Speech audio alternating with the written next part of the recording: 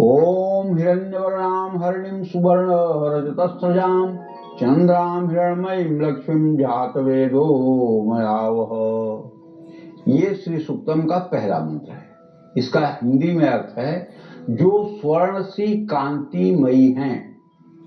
तो हे अग्निदेव, अग्निदेव से कहा जा रहा है जो मन की दरिद्रता हरती हैं, जो स्वर्ण और चांदी से युक्त हैं, जो स्वर्ण और रजत की मालाओं से सुशोभित हैं, चंद्रमा के जैसी प्रकाशमान और प्रसन्न करने वाली हैं, लक्ष्मी का मेरे लिए आवाहन करें। इस मंत्र के जप से और श्री सूक्तम का संपूर्ण पाठ करने से जीवन में स्वर्ण और रजत, सोने और चांदी जैसे सुखों की प्राप्ति होती है। जय मां विंध्यवासिनी। दूसरा मंत्र है ओम तामहयावह जातवेदो लक्ष्मी मनपगामिनीं यस्या हिरण्यं विंदेयं गाम स्व पुरुषानहम्। इसका अर्थ है हे अग्निदेव, आप उन जगत प्रसिद्ध लक्ष्मी जी को मेरे लिए बुलाएं जिनका कभी विनाश नहीं होता, जिनका आवाहन करने पर मैं स्वर्ण, गौ, अश्व और भाई बांधव, पुत्र पौत्र, संतान सुख आदि को प्राप्त करूं। अब जानिए कि इसका महत्व क्या है। इस मंत्र के जप से, श्री सूक्त का संपूर्ण पाठ करने से जीवन में गाय, घोड़ा और हाथी जैसे समृद्धशाली सुखों की भी प्राप्ति होती है।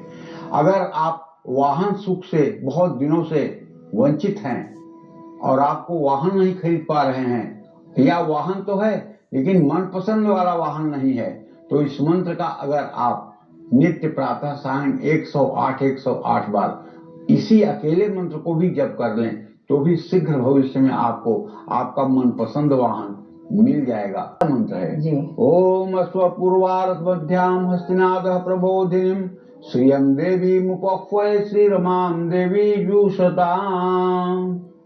इस मंत्र का अर्थ हिंदी में है कि जिनके आगे घोड़े हैं और बीच में रथ है और जो हाथियों के नाद से प्रसन्न होती हैं, ऐसी शोभायमान जगत जननी जगदम्बा मां महालक्ष्मी का मैं आवाहन करता हूँ। वह देवी महालक्ष्मी मुझे प्राप्त हूँ। अब इसका महत्व जानिए। इस मंत्र का जप करने से, श्री सूक्त का संपूर्ण पाठ करने से रत्नों का सुख प्राप्त होता है। इस मंत्र का पाठ करने वाला माणिक्य, मोती, मूंगा, पन्ना, पुखराज, हीरा, नीलम, वैदूर्यमणि, लहसुनिया, इन सब रत्नों को धारण करने की क्षमता प्राप्त करता है। देखिए, रत्न दो प्रकार से धारण किए जाते हैं। एक तो रत्न ग्रहों को ठीक करने के लिए धारण किया जाता है और दूसरे रत्न वैभव के प्रतीक हैं।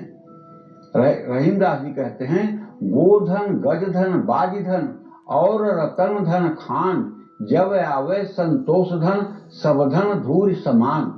सबसे पहला धन भारत की अर्थव्यवस्था में गाय को माना गया है और दूसरा धन हाथी को माना गया है, तीसरा धन घोड़े को माना गया है और चौथा धन रत्नों को माना गया है। कागज की नोट को धन नहीं माना गया है। सबसे बड़ा धन गाय को माना गया है और गाय आज भी एक ऐसा हमारे लिए भगवान का अनुपम उपहार है जो अपनी कीमत को 2.5 साल के अंदर दुगना कर देती है। अगर आपने एक गाय खरीदा और उसने एक गाय को जन्म दिया, बच्ची को, अब वो बच्ची अगले 2.5 साल में मां बन जाएगी। मतलब अगर आपने 40,000 की गैया खरीदी है तो 40,000 की बछड़ी आपकी 2.5 साल में तैयार हो जाएगी। 10 साल के अंदर वो अपने सामर्थ्य का 5 गुना आपको लाभ करवा देगी। बस आपको उसकी सेवा, देख रेख, शुश्रूषा करनी है। जो अर्थशास्त्र है, जो भारत की अर्थव्यवस्था है, ये कृषि प्रधान देश है।